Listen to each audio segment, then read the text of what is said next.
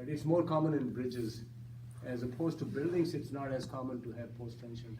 It's all pre-tension, ready to go. You are building a house or an apartment complex or a hotel. Everything, yeah. It's all ready to go. All you do is put the wall and put the roof. That's it. You're not doing all this because you need some skill to do the post-tensioning. And in commercial construction or residential, you don't have. Yeah. So what I see in India, like only for the metro. Yeah, For metro the or metro bridges, cars, only they transportation. do that. Yeah. Sometimes you do for slabs also, for industrial floors and all. Yeah, when I was working, like we used to do only for lintels.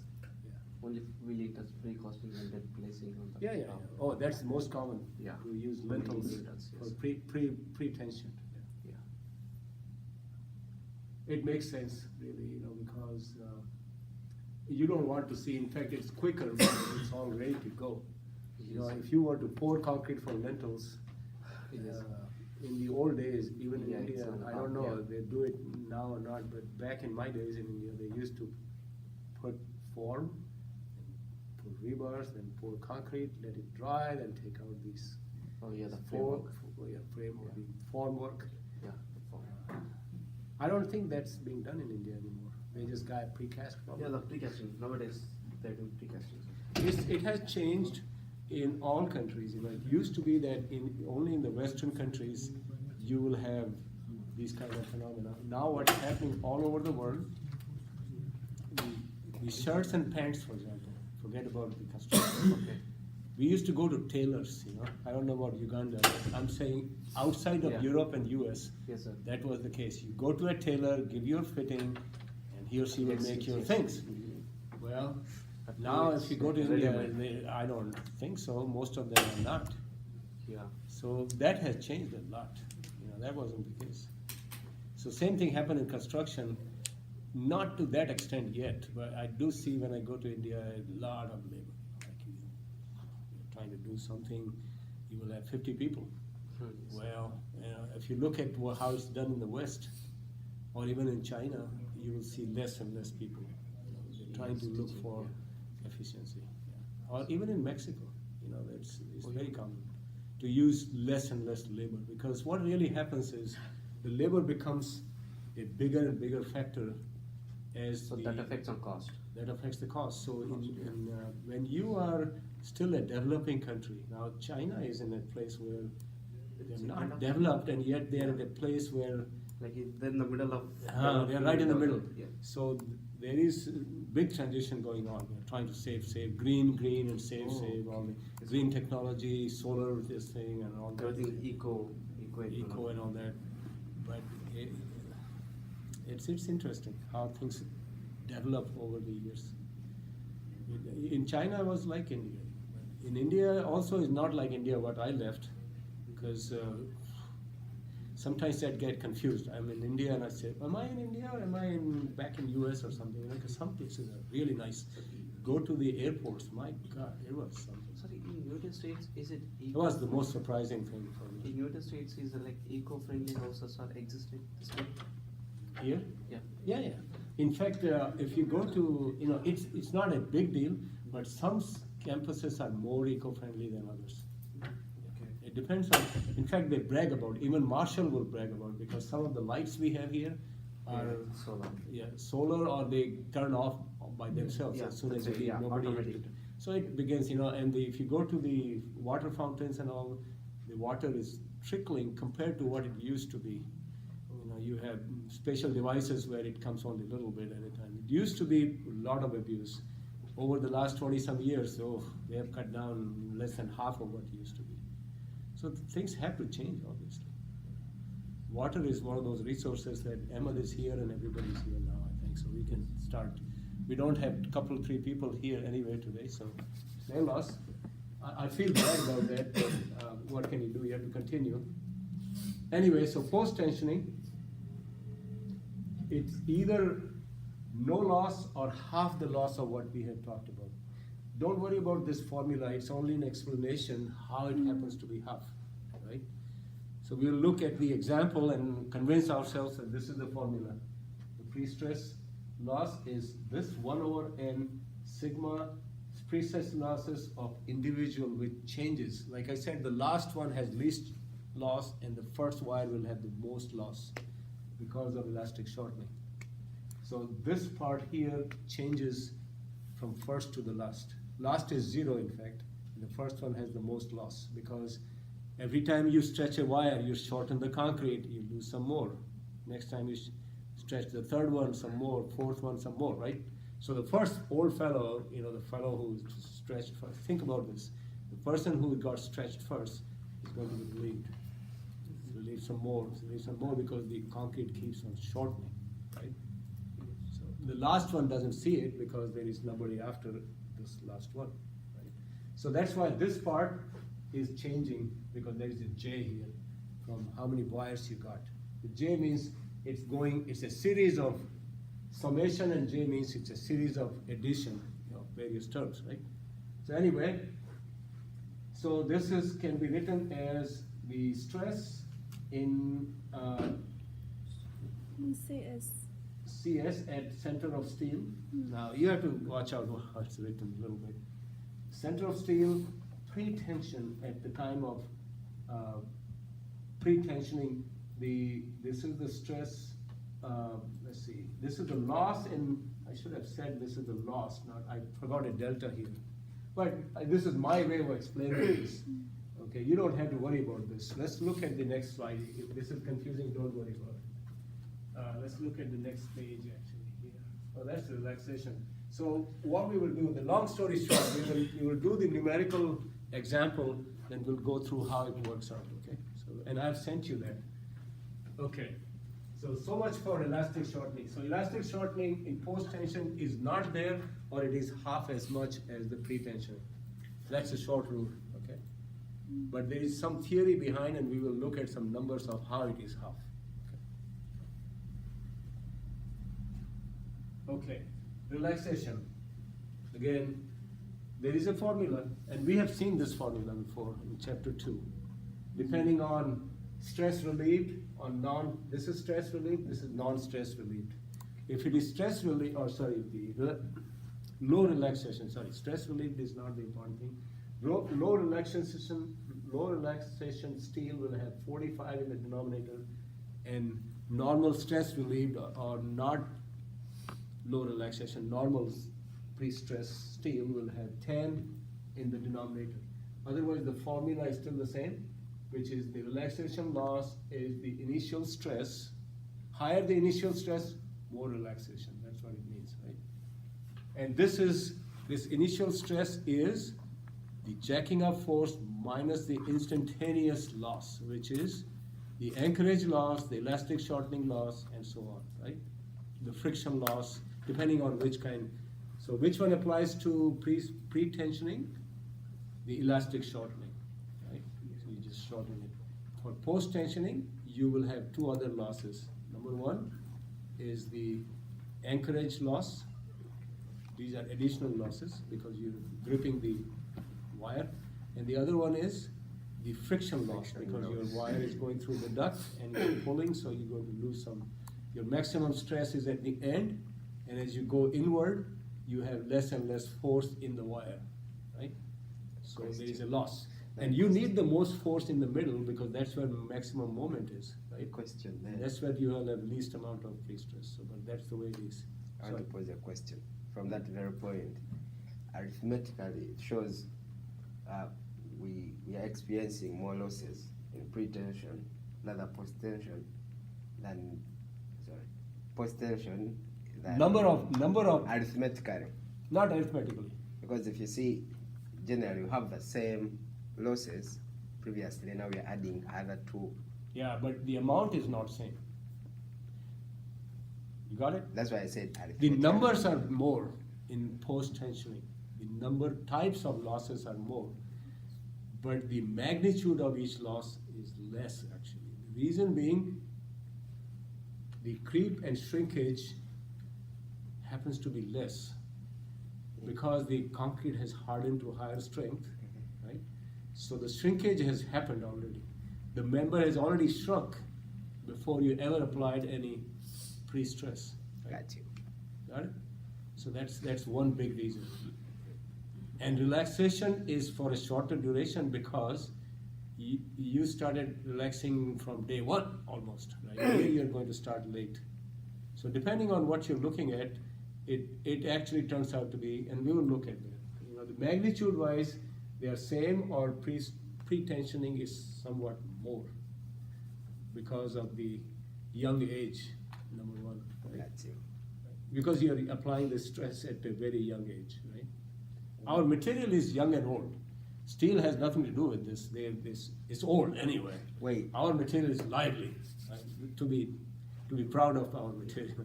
I think It's growing. It's growing. what I'm looking at is after casting, Yeah. or on the wires that you already stretched, you take some time before you cut them to, To elastically Yes, shorten. exactly. Yes, sir. So I'm saying we have cast concrete also before we have applied the pre-stress. Cast concrete Yes. before you apply pre-stress. Exactly, that is in the post-tensioning. In post-tensioning, yes. Now in pre-tension, we stretch the wires, then we Then cast, cast and then we cut the wires. Then you cut the wire. Now I'm looking at it this way. We are assuming all the concrete is on the same edge on either situations. No, it's not. No, I'm assuming because That's not how it's done. In the pre-tensioning, Yeah. we have stretched the wires. So after placing the concrete, we don't cut the wires immediately. No. If it is a mud, it is fluid, then what's going to happen? It won't take any stress, right? It'll simply shrink like water, basically. Right? So you have to wait at least 15, 20 hours before it gets some strength. That too, if you are doing steam curing. If you're doing steam curing, 15, 20 hours may be enough. But if you're not doing steam curing, then you have to wait for more than a day. Remember, in the factory, they can do all kinds of these tricks where they put some burners and steam and all that to cure it faster, right? Remember the video we saw? They were casting one day, next day morning they come and they take out the hood and they start cutting the wires by the afternoon. So it's about 24 hours after they place the concrete, they're cutting the wires, right? Because they're burning a lot of energy because they believe in production. They have casting floor. How much can you push out quickly? They have the same labor. They have the same casting floor. Their fixed costs are given.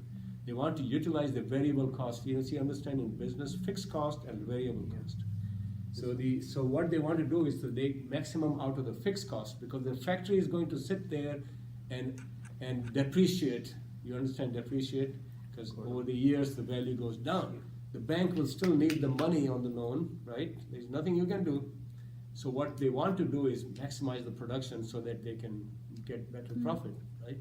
So that's the whole point of doing this quick thing where you are steam curing and next day you come and cut, then you prepare for the next day, then you put the wires, then you cut. It just goes on and on basically, right? Like a series of things ongoing. When they're done, they've not fired the people, but the people who have been doing all this work will go somewhere else in the other factory or whatever else needs to be done. Or these people, they utilize the labor productively while they're working in this very systematic manner. No chaos here. Everything is well organized. The hoppers are ready. The mix is nearby. You don't have to wait for anything. Everything is ready to go. Right? So that's the economics basically. So did I answer your question or confuse you? Not yet answered. So the variety of losses are more in post-tensioning, but that doesn't mean you will have more losses. Usually it is the other way around. Not always, but usually. I think I'll get my answer. Once you do the numbers, then Yes, you will see. exactly. Okay. Plus, you look at some of the tables if you have the tables in front of you, right?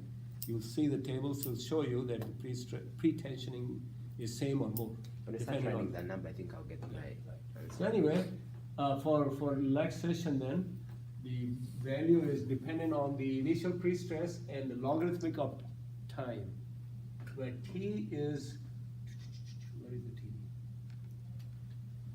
15 hours. I usually am careful about what T in hours right there, right?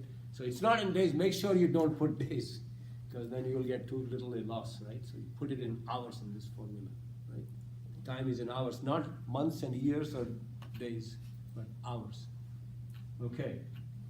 And then if FPI over FPY is equal to or less than 0.55, then there is no relaxation, right? We talked about that in chapter 2, right? So you have to have a threshold, in other words, a minimum value below which you don't consider relaxation, above that, right? And then the 10 and 45 is a function of whether you have low relaxation material or normal material, right? Low relaxations are treated more costly, but you lose less. You pay more in the material cost, right? Okay. And then this same formula could be written in terms of difference in log.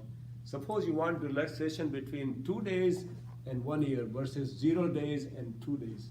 So this second formula is for difference in 2 times. So for example, like I explained to you, for the relaxation, you could find the relaxation in the beginning from where you stretch the wire and you pour the concrete. The wire is losing stress. Even though you haven't poured anything, you're still losing stress, right? Because it is stretched, right? When you put the concrete, you're still losing. So, but initially the stresses are higher because elastic shortening hasn't happened, right? So you calculate that separately by taking the subtraction of the 2 logarithmics. This will be the one for 0 or starting time, and this is the other time, right? And then you calculate after you jacked up the force and after you transferred the pre-stress, cut the wires, in other words, then you calculate from there on with a smaller stress in the wire, right? So you will have a more accurate results. So this second one is used for that purpose, okay? Then this is the formula, the basic formula. Then there is a ACI-ASCE method of accounting for relational mass is this way. This is a different setup. Here we have some formula that is tabulated in your book.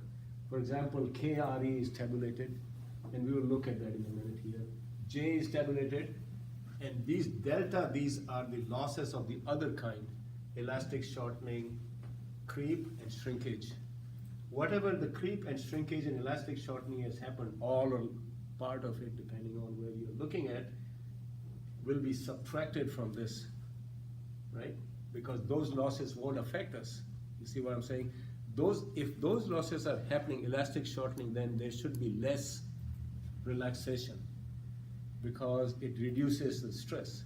But it's not a direct subtraction, it is a multiplication of J, which is like a fraction, 0.1, 0.2, to account for the fact that these are interactive activities.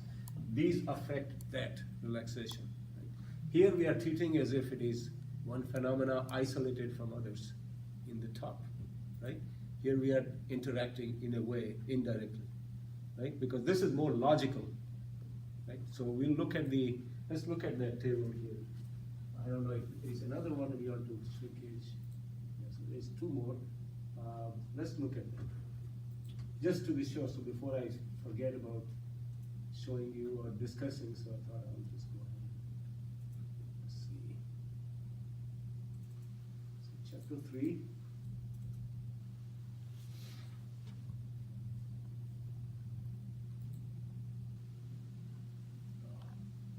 I forgot.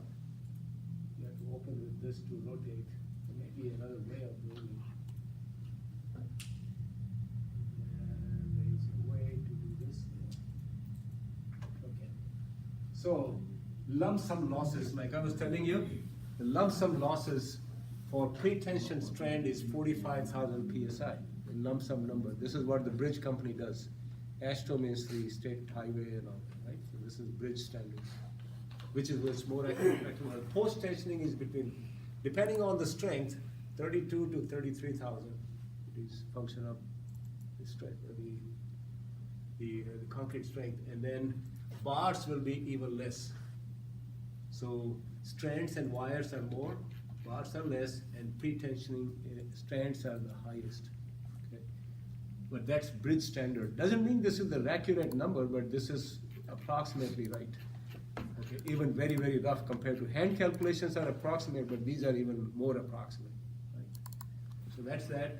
And then this the other one.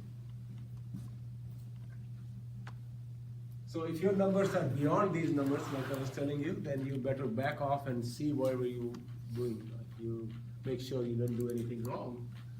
And this is for by post-tensioning by the other post-tensioning institute, I believe. I'm not sure about this, but that one is definitely Astro. I think this is Prestressed, PCI, Prestressed Concrete Institute. I think this is where this comes from. So you have here in the stress relieved, 30,000 to 35,000, depending on slab and beam and joist. So slab will have less, beams will have more. Well, that's from experience, basically. And then bars will have less, just like the other one, and low relaxation will have even less. So depending on what material you use, what structure you have, these are the approximate values. They don't even talk about pre-tensioning here. They just give you one number. So it all depends on which industry you are in. If you are in your transportation industry, then you do the top. This is for others. Anyway, so that's that.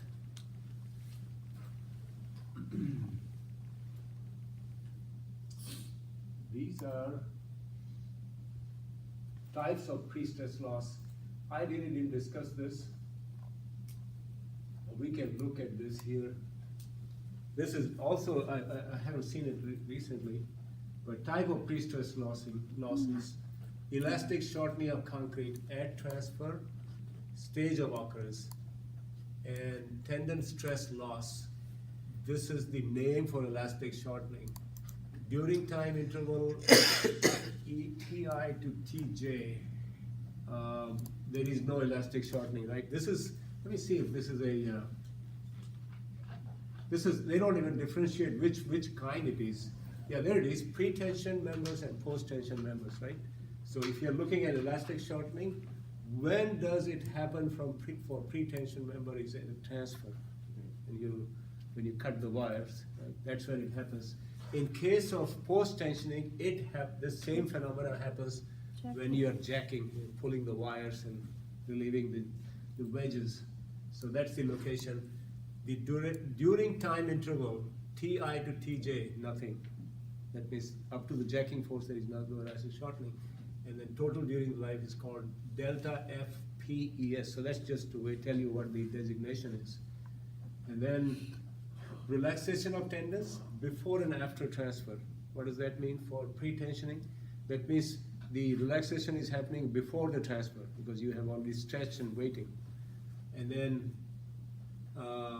after transfer also there is in post-tensioning member there is after transfer. Before transfer there is nothing, no relaxation, no stretching. And then these are the two, during the time interval TI to TJ, you have delta PFR TI TJ, that's the value, that's the designation for this time to this time. So but it's otherwise delta FPR for relaxation. Right? So you can look through this table and make sure you understand. Right? I don't want to go through every one. But this gives you a clearer picture. If you have any doubt, when does this happen and how long it takes and where it doesn't happen like it doesn't happen here. For example, friction is absent in during the time interval of TI plus TJ, which means you stretch it, which is pre-tension member. There is no friction loss or anchorage loss. So that's what this means, right? To make sure you understand where it is applicable and where it is not. What does the transfer mean? What does transfer mean? Transfer of the pre-stress force from the wires or tendons into the concrete. Oh. Right? You stretched it, then you transfer it over. In case of post-tensioning, it is immediate. You pull it and let it go. Right? Okay.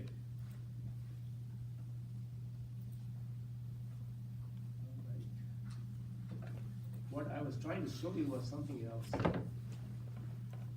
There was a table. I don't know, I probably don't have it here. Never mind. What I was trying to explain is not even here. Those tables, they are in your book, like I was pointing out. So let's go back and assuming you can look at those tables. Okay. Relaxation is where we were, right? Okay. So what I was saying is these factors, KRE, times C will give you the relaxation loss if these are zero. But if these are not zero, which is normally the case, then you do add these up. Right? But we will use the one up on the top anyway. This is for your reference that there is another method. Okay. Creep loss. Now we have talked about creep loss, right? Well, we're going to use some formulas. We have seen some of these formulas. In fact, there is the ultimate value and all that, right? So there is a CU, and then that's the ultimate value of creep loss. They say number. That's how much you will have. So there is a range of 2 to 4 for that CU, where CU tells you what CT will be in this expression for creep loss. So you look at the basic formula, which is the change in stress in pre-stressed steel for CR. You know, this is how you read this part here. Delta means change, F means stress, and so on, right? And then CT is a value you are calculating further down. And then you have EPS, and EC is the ratio of the Young's modulus of steel and concrete, right? And then FCS is the stress in concrete at the center of gravity of pre-stressed steel, because that's where you will see it, because that's where it will creep happen, because that's where your losses are. Losses are in steel. That's why we are calculating the stress at the center of gravity of steel, because that's what matters to us. Other places don't matter as much, so you focus on this, right? Okay, so what's creeping? Concrete. And at the location of the concrete, at the center of the steel, how much the concrete is creeping in terms of shortening of the length. That's what we want to know. That's why we are focused on the stress at the center of the pre-stressed wire, not other places, but the pre-stressed wire. Okay. And then the CU constant ranges between 2 to 4 with average of 2.35. See how rough it is? So if you don't know, then you use 2.35, but you can calibrate what we should use by actual testing and keeping track of how much your material is shrinking. You can change the CU. If you don't know, then you use 2.35, right? That's the average number.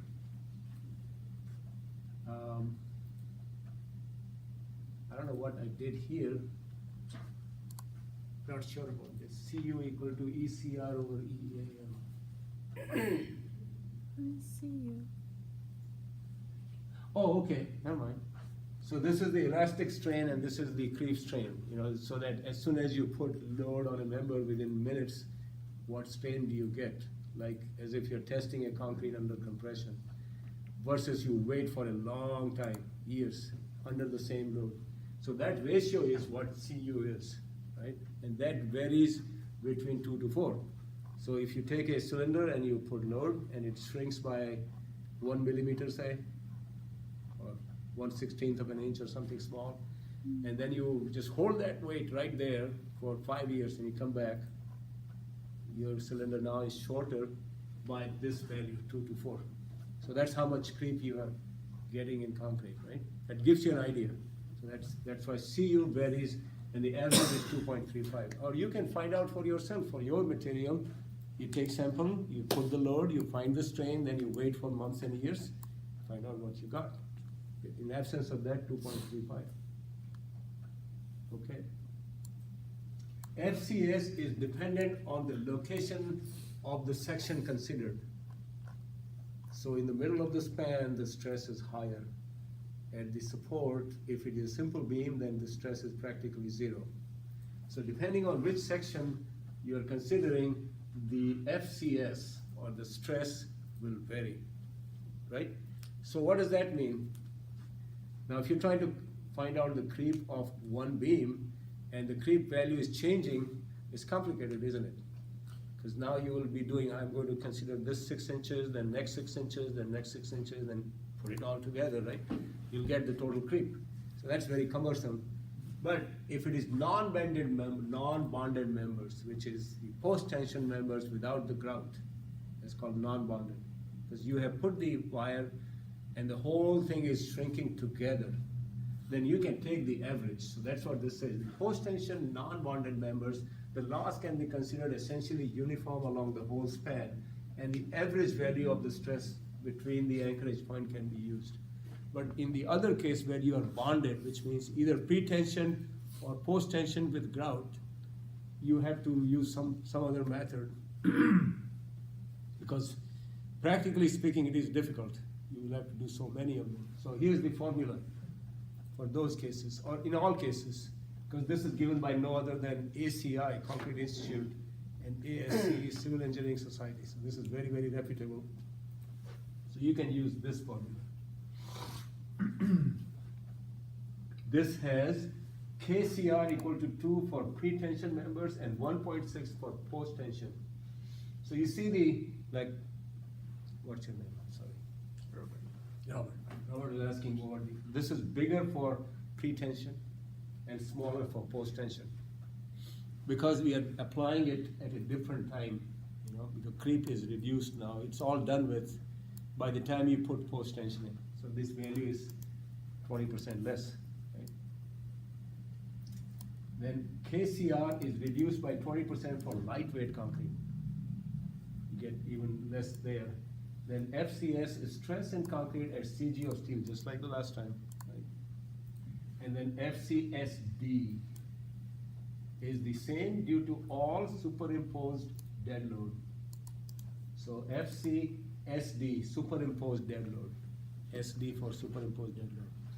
Those are the dead load in addition to the weight of your beam, like a slab on top, furniture on the top in the room, and whatever that's not moving around, right? Or a piece of equipment or something.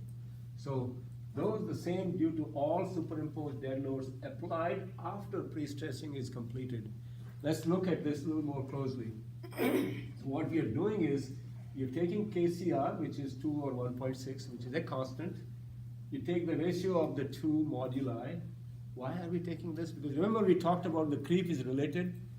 The deformation in concrete reflects into the deformation of steel, and the loss is proportion to the ratio between the two moduli, right? In steel and concrete. So we have moduli are taken here. This is the same thing, the N KCR. And the difference between this and this, why is the difference, Robert? That's a hard question for first timer, but I thought I'll ask anyway. He usually watches, so keeps thinking. So I will just check it out. You don't have to answer. What it is this is the stress in the steel, at the center of steel in concrete. So let's look at the stress in concrete at CG of steel just after the transfer. So you have, remember how in the video we saw this transfer and this whole thing is curved up, right? Nothing has happened, so that's the stress at that point. Then you have this other one where you have already poured your floor and the building is done. Now you have more superimposed dead load. What that dead load is going to do? Reduce, that's the question I was thinking. It's going to reduce the stress in the concrete. What was compressed will not be as much compressed in the steel zone at least. Because that's where we are focused. The FCS is on the center of gravity of steel. This is the stress at the center of gravity of this same thing. Did not say, look it up in the book. Because of this, you're going to get some relief in the compressive stress in concrete. You see what I'm saying? So you need to subtract that, right? So that will have less creep now because you have less compression stress. Right? Okay, so that's why this is subtracted. But otherwise, there is nothing complicated here. There is a constant given. This constant, this is constant. So the only thing you're calculating are those two numbers. You see how it is not that complicated? As long as you understand what you're doing, right? These two are given numbers, those two, right? The KCR is right here, and the N is the ratio. So this is the only thing your calculation-wise you're going to do. You'll take your pre-stress and find out what the stress is, just like chapter 1. And then you'll find this one, because of the just like chapter 1, right? And take the difference and multiply by these constants, and you have your loss in pre-stress. So they made it so nicely, you know. They took everything and put it in a simpler form without getting into those other problems, right? Doesn't mean that one is more accurate than the other, it's just trying to fit the phenomena into a simpler terms, that's all, and take care of most of the important factors. Shrinkage loss. Shrinkage is also a very complicated phenomena. It depends on so many things, humidity included, right? You remember? More humid is less shrinkage. Dry is, less shrinkage. Dry is more shrinkage. Okay, so we have discussed all those factors. There were more than half a dozen factors. How much aggregate do you have? How much cement paste do you have? And all that, right? So go back and look at all those. But the formulas, what they do is they try to take into account some of those important factors, and try to fit the curve, basically, with the experimental data. So the number one is the moist cured element. So this is the first time-dependent method, and this is called PCI method, or prestressed concrete issue method. Right?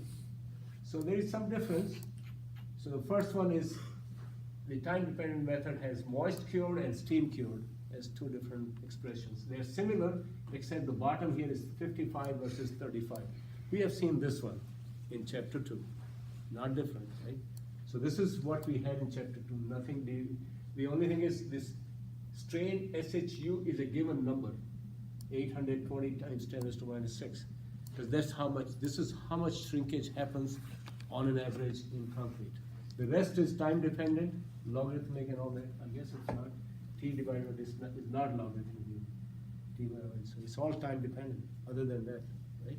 So bigger the time, this will become bigger. So this will become smaller because there is a 55 is not going to increase, right? And it is the T in this case. Let me not confuse you. Watch out what T is. Days. Does it say here? What does it say?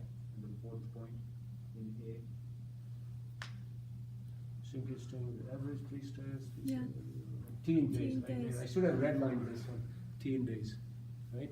So it's not in hours. Just watch out before you apply. It's all in the book. It's open book, so you watch out. These are statistical formulas, so there is no logic other than this works, right? Okay, so, well, I shouldn't have said that. There is logic because it is time dependent, and there is an ultimate value. As time goes by, you will reach this, is what it means, right?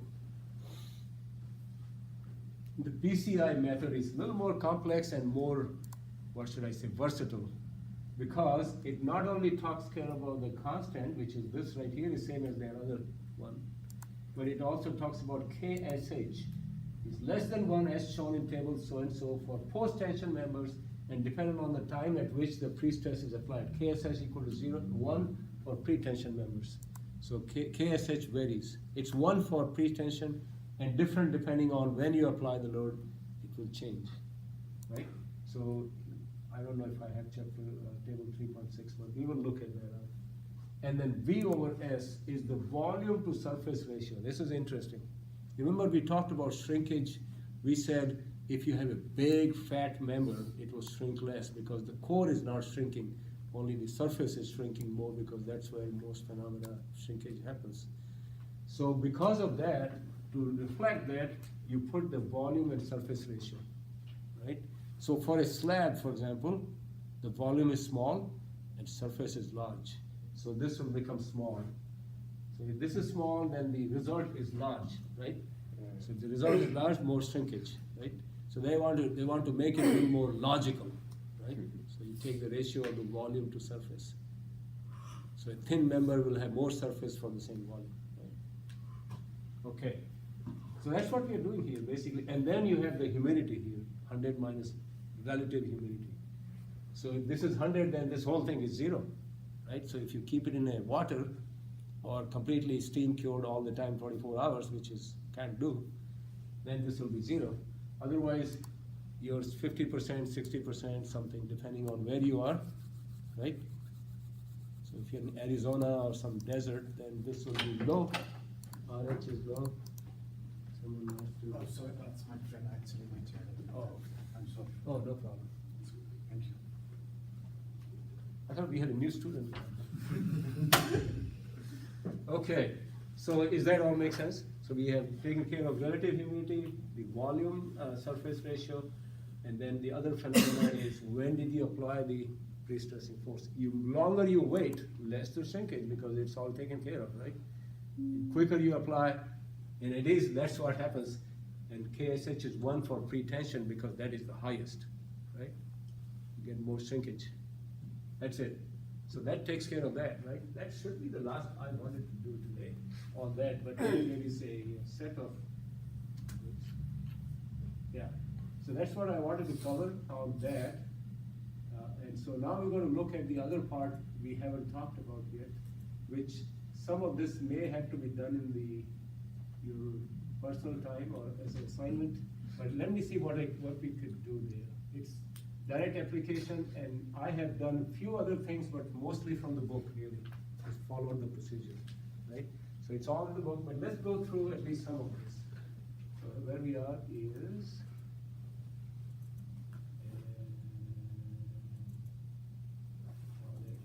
chapter 3. This is what I sent you. You can ignore the last part because we haven't done friction loss, which is what the last part is. What your book has done is, there is one example, they go and in case we check every loss. That's what they have done. So you look at one and you keep on doing. And that's what the assignment is for next week also. That you do only these phenomena, which is elastic shrinkage, relaxation, creep, and shrinkage, right? So elastic shortening, sorry, I said elastic shrinkage, elastic shortening. So we will look through only these 4 or 5 items. So the number 1 is a pre-tension beam with 50-foot span has the following properties. So it's a rectangle, not very complicated, 15 by 30, and this is your center of your pre-stressing strands, right? And here is the value, 6,000 PSI is the strength of the concrete. At 28 days, the strength is normal like last time. FCI, when you transfer the pre-stress, is 4,500, which is 2-3 days if it is steam cured. The area of pre-stressed steel is 10 times 1/2, the popular number, like from last chapter, is 1.53. And the elastic modulus is 27, 10 raised to minus 10 raised to 6. Is less than 29 because it is braided, like I was saying. Slightly softer material. So calculate the concrete fiber stress at transfer at CG of the tendon for mid-span section. That's just like chapter 1, right? This one. Then type 2, the item 2 is loss in pre-stress due to elastic shortening. Assume prior to transfer the jacking force on tension was 75% of 270,000. So this is all given to you, how much jacking force is all applied. So the stress at the center of steel, stress at center of steel, FCS, is equal to PI over AC, and the eccentricity and all that is from 15 minus 4. Right? So that's from the sketch we have up on top. I can reduce this somewhat. 15 minus 4. So we can see what we are doing. I think I got, this doesn't look right. What's wrong with this? Why is it not 30 minus 4? That's what I was doing. Oh, you're asking? Okay, so I was trying to confuse you, and you are. So our center location is from the neutral axis, right? It's because So happens it's the the width is center. also 15, so it's confusing, right? Yeah. That 15 is really 30 divided by 2. Yeah. Because that's where your neutral axis is, right? It's not the width. Oh, yeah. Okay. I'm glad you're awake, so that's good. Okay. So here we are. So where was that now again? Oh, there. Okay. I thought for a second, I said, oh, what did I do?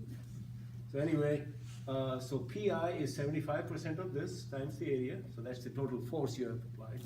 That divided by the area of concrete, which is 15 times 30. And then R squared, because you need it here, is I over A, which I is BD cube over 12 from basic statics. Yeah, you remember that still? So that's I divided by A is 450, so 75 inch square. Make sure it is square. Right? In fact, anytime you see a formula like this, which is scientific, not empirical, then the unit should be consistent, if you remember right. So this has to be same unit, or it will have, this is a unit of load divided by area, so this should be no unit, right? E squared divided by R squared should be inch squared, right? This is constant. Anyway, if you have doubt whether you should write R squared or R, you can clarify it very easily, right? Because this already has the same unit that you're looking for. And this is moment, which is inch kip, or linear distance times force, divided by inch cube, right? This is, or inch to the power 4th, rather. So what do you get out of this? Moment divided by, First time is area. Self-weight. let me see, it should come out the same. Let's write it down. Moment divided by, no, MC over, there is a E here, that's what I was forgetting. Yeah. So M divided by E divided by I, right? That's what this is. So it should have KSI as unit, right? How do you get this? So this is kip and inch for moment, right? Or pound inch, doesn't matter. And inch again for E. And then IC is inch for 4, right? So that becomes kip per inch square, right? Which is what we're looking, making sure that it is what it should be. Otherwise, you put the formula wrong, and this is a sanity check on the formula itself, right? So you can check that, and then E is 11 because 15 minus 4, right? So you got everything just like chapter 1. So your stress level is this here. And again, we need still lean. I thought it will be all good, but we need the moment for dead load of the self-weight, right? So you need to know that. Why are we doing this? Because we want the FCS for instantaneous load that you will get. This will be applicable right away, as soon as you apply the force, right? So this self-weight comes into play right away. And if you have any doubts about why we are applying self-weight, what I'm going through explaining, and we saw the video, that it cambers up and then goes down because then the self-load is applied, even though your beam is sitting on a flat surface, right? Normally you would think that you had to put 2 supports for the self-weight to work. But in this case, that's not true, right?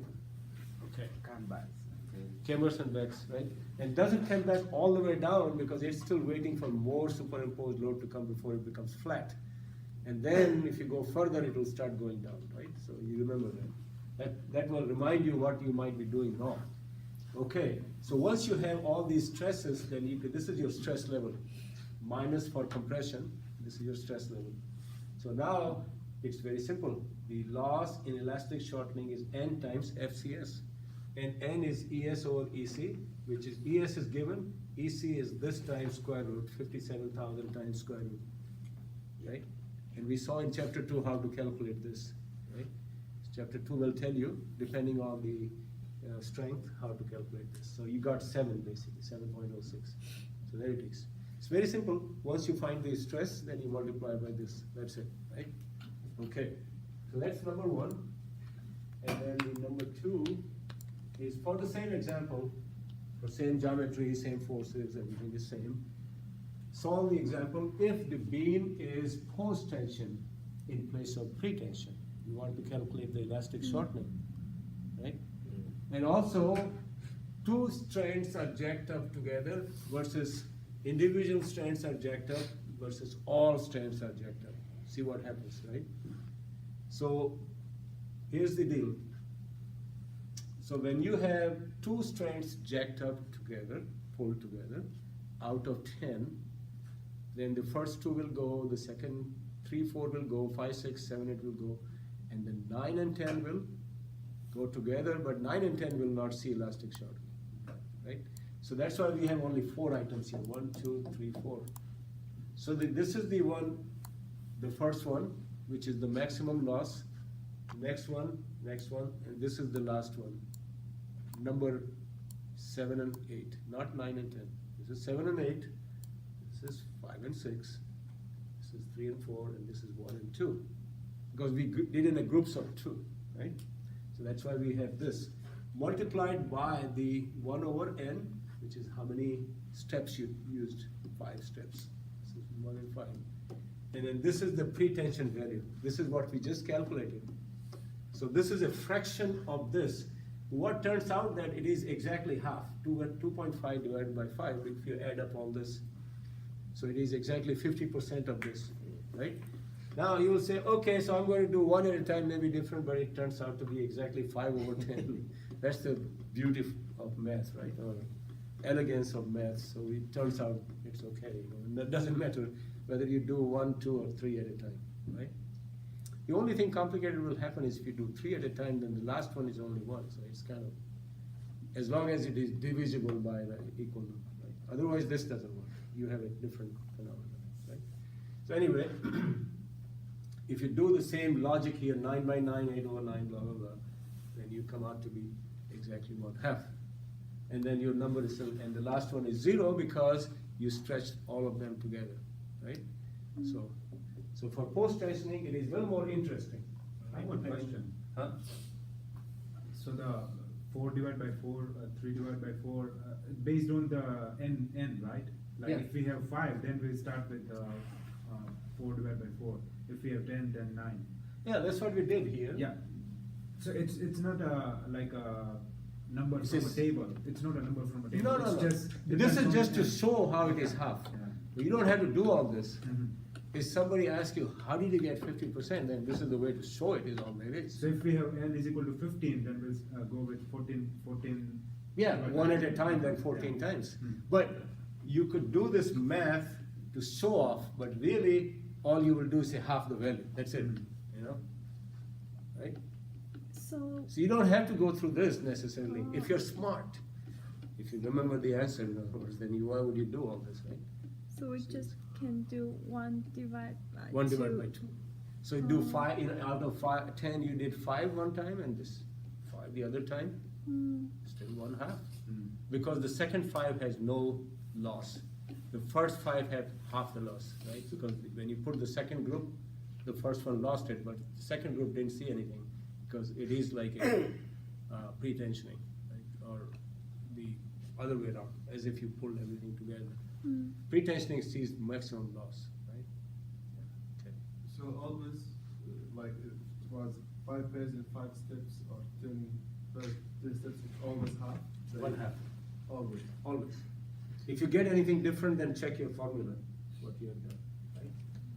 Okay. That's like, guys, my son asked me, younger son, why I have to go through all this math? I said, listen, so math is powerful, it's powerful. It's the most pure science is math, of course, right? Most pure science is math. Others are kind of phenomena dependent, you have to think, scratch heads and all. Math is elegant.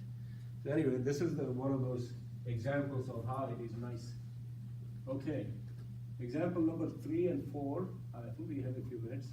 So find the relaxation, same way.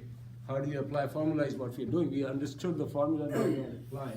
So find relaxation loss at the end of 5 years in example 3.1 that we just did, right? Same beam, same force, everything same. Assume loss in pre-stress due to relaxation, elastic shortening is 20% of the initial pre-stress. Assume FPY is 230 PSI. So it's not 270, it's 230. Before concrete casting. Okay, so what are we saying here? So you already have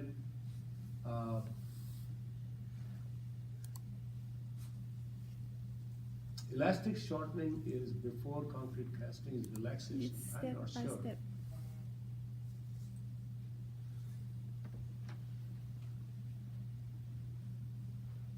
So it said, my explanation may not be right, but assume 20% loss in the initial pre-stress.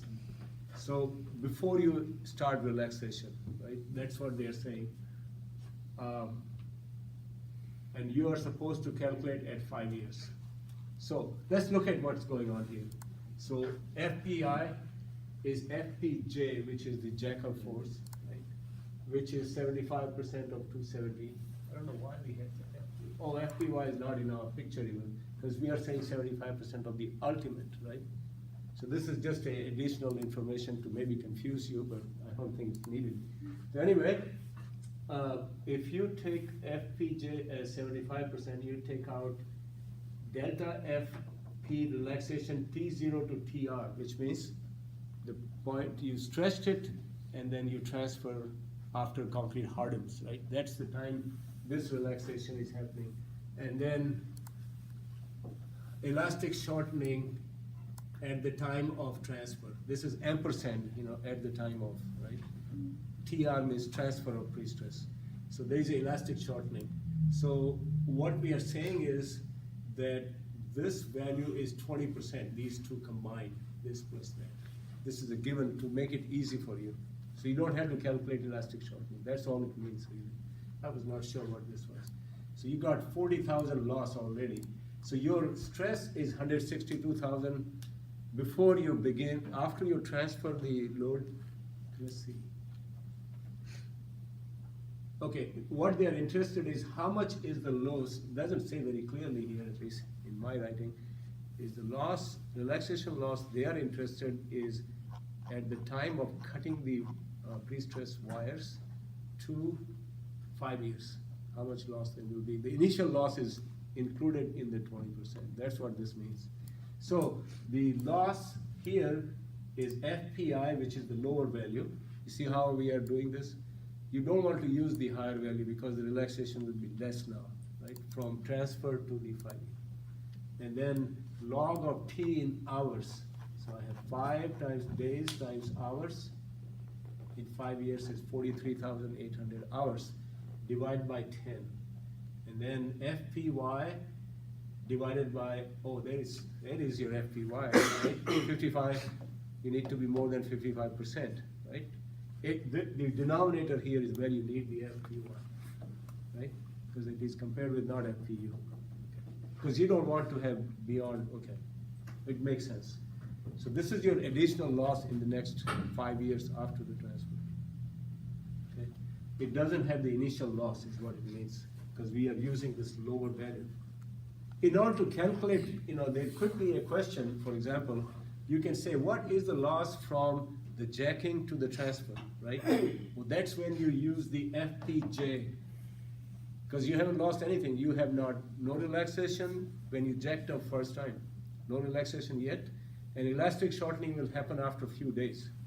So that hasn't happened. So the part of this 20,000 or 40,000 is elastic shortening. The other part is the relaxation in steel from time 0 to time 2 or 3 days, which is not given here how many days it is in, right? So that could be another question, think about theoretically speaking. So you could calculate with the same formula. You put those, say you transfer on 3rd day, which is 72 hours. So how much you will get in 72 hours, you'll put log 72 divided by 10.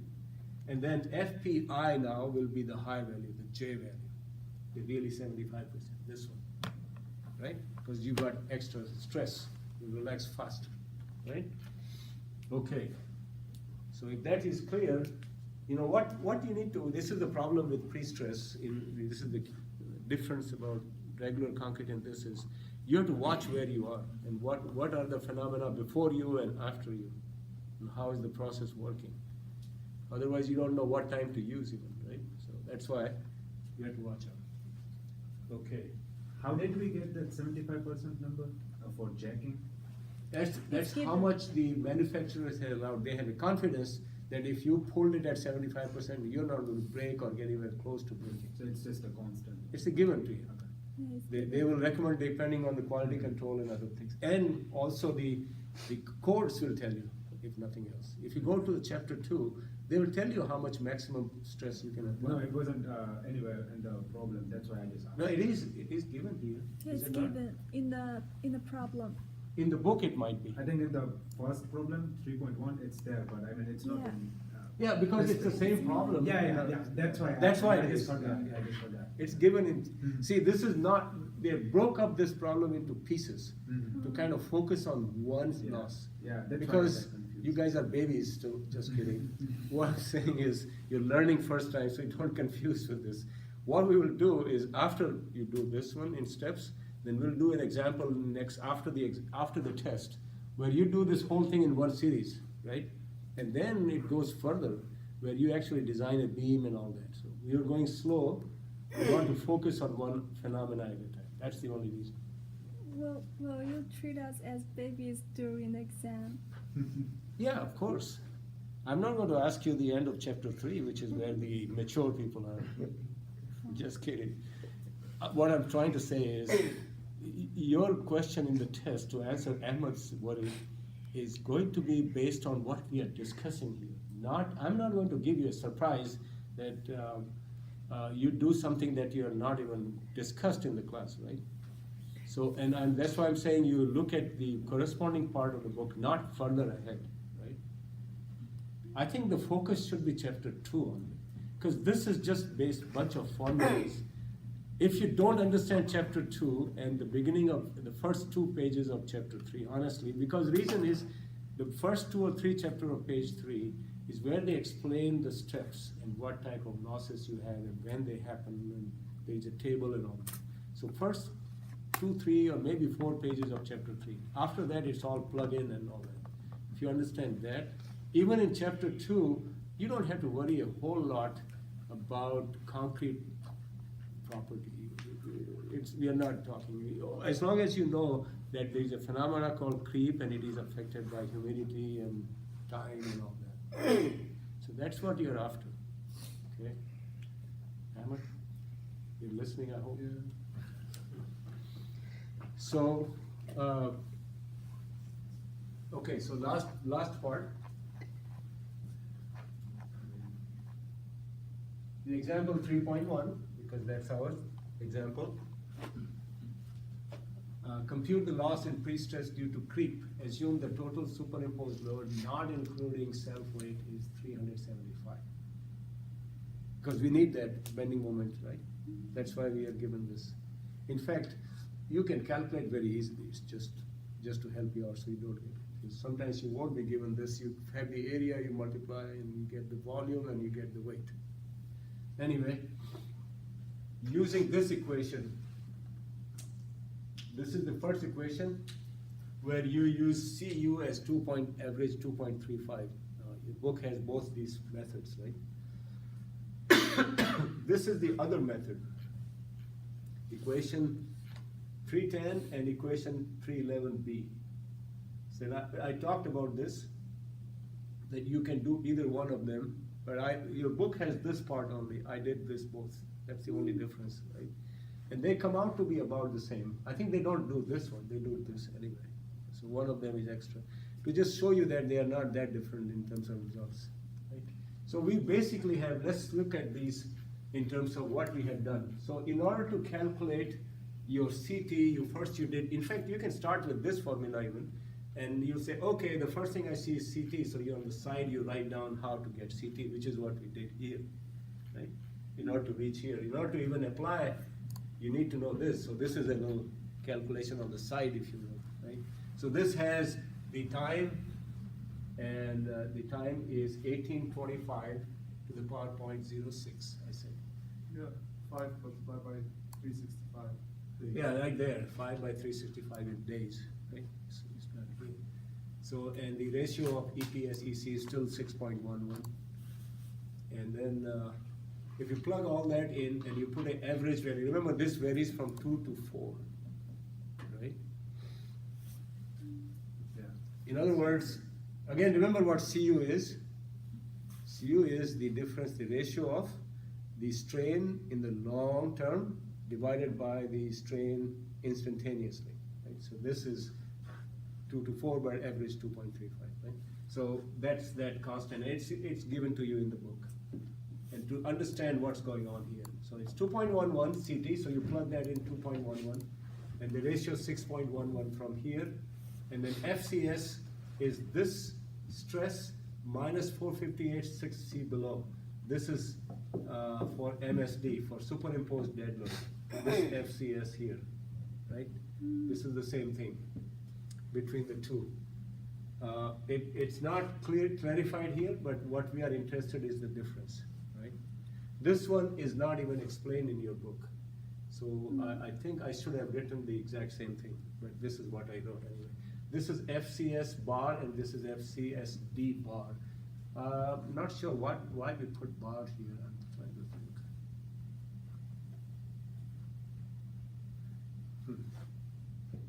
Not sure why there is a bar versus not bar. I will let you know if there is any difference. I don't think there is any difference. Because this is the exact same number we got in 3.1, 1226 KSI. This is the one from the calculation below. So essentially the stress levels are same, but the expressions are different. So this is probably is in your book, I would think. So 1226, no, this is mine, this is the book. And I getting something comparable is all I'm trying to show here. Okay. And this is the FCSD, this is the bending moment for superimposed dead load, 1/8 WL square. W is the weight of the beam, 375 pounds per foot, right? That's your uniform load for the sulfate, right? Okay. So that number squared multiplied by 12, watch your units in other words, because this is in foot square and all that, so if you got to multiply to get inch and pound. All items are done in inch and pound, so that we are clear. They may look big, but you don't have to worry about fractions. That's why we do this. So your stress comes out to be that. This is given in page 1, how we got this value of section modulus. So it comes out to 458, so you subtract 458 from here and you get this number here. And this KCR is given from the book, pretension, so this is not 1.6 versus 2. Right? Those were the two numbers. Okay. I don't know if there is another one here. There should be one for shrinkage. Yeah. Yes. Yeah. Yes. If you want to do it in your own privacy, you can do it, but really we are applying the same cross-section, same problem. We are trying to calculate shrinkage. Let me see what we have here. Since we have a couple of minutes left. Compute loss in pre-stress due to shrinkage in example 3.1 and 2 at 7 days after moist curing using KSH PCI method and time-dependent method of equation 315. So all we are asking is, do you understand what those equations are? Do you know various parameters of the equation? That's all we are doing, right? So the equation KSH PCI method of equation 314 and time-dependent method of 315. Okay, so the first method, KSH PCI method, this is the ultimate value, and I don't know why I didn't write this, but we can go back and see. This is the ultimate CUSH, right? This is the maximum shrinkage you get in a long time, and multiplied that by 1 for pre-stressed or pre-tension rather, and E. So, and then 1 minus 0.6 times 2, this is the volume over surface ratio given to you. You can calculate actually, matter of fact, the volume or surface ratio. Your beam is 50 foot long, what is the volume and what is the surface? You can get the ratio. It may be slightly different, but that's already given to you. And then, where was that? Yeah, volume to surface ratio, and the relative humidity is given. I don't know where it is hiding, but it's not here. We assume. Huh? We assume. Is it assumed? Yeah, it is. Assume, no, it is given to you. Assume RH is 70.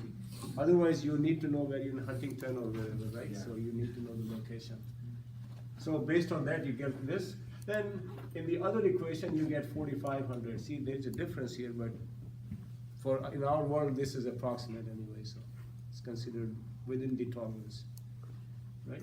And this same number, 8.210.6, KSH value is given, no, sorry, the time-dependent method, right? Is it pre-tension or post?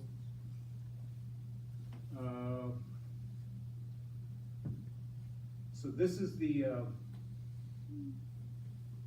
sorry, what the heck is this? This is pre-tension and post-tension. I said they are different. Okay. So post-tension is less. Sorry, I lied to you. I thought these were two methods. They are actually, this is pre-tension and you have post-tension. So your value is changing. What it should have changed. Wait a second. Oh, there. Right? 0.77. KSH for 7 days after curing. So this is less. This is 1 for pre-tension. And then time dependent, you put t over 35 plus t, so all you need is 7 divided by 37, 35 plus 7, and this ultimate value, you get 130. And then, once you get that, then you can calculate strain, which is what we just calculated, times EPS is the change in shrinkage. So you 130 10 raised to minus 6 is your strain, and then you multiply it by pre-stress modulus, which is 1.7, you get 3510. And then you have, this is not in your textbook, by the way, and that should have been corrected, because humidity level matters. So if you're based on equation 217 of the text, you have, if your humidity is between certain values, you have to apply this formula for the effect of humidity. The book did not do that, so I thought I'll just kind of mention that to you. So once you do that, then you get 2457 versus you got a whole lot more up there. Do we have to do that during our calculation? Because it's You not have in the text. exam or assignment I have given, you need to do this. Gotcha. And I didn't tell you to do both, so you pick which you like. Mm. Okay, it's not necessary one or the other. Your assignment beam is not rectangle, it's I-shaped. So just watch out, if the volume of the surface area is not given, then you have to calculate, right? But there are examples in the book, you can look it up. If you have problem, you just send me an email, or if I can explain something, I'll do, okay? So, like I was telling Emma, the best way to prepare is to read the solutions, what I have given, or the book, either way, and then write down the problem, then close the book. Or keep the book, only the part open that you really need to see, which is formula and all that. Don't see the solution, do it yourself. It's not difficult, but it may confuse what to apply, what stage are we, that's all. So unless you do it, you may have a blank mind, you may go, I don't know what to do. Or you will not have enough time because you are confused. Because the book is open, but doesn't mean that you will be able to do it unless you practice. So, all right, good luck to all of you. So, I've been thinking, but I don't see any easy way of doing it in 2 parts, is what you were requesting. I'll let you know, but I don't think that. Okay, that's fine. Thank you so much. You're welcome.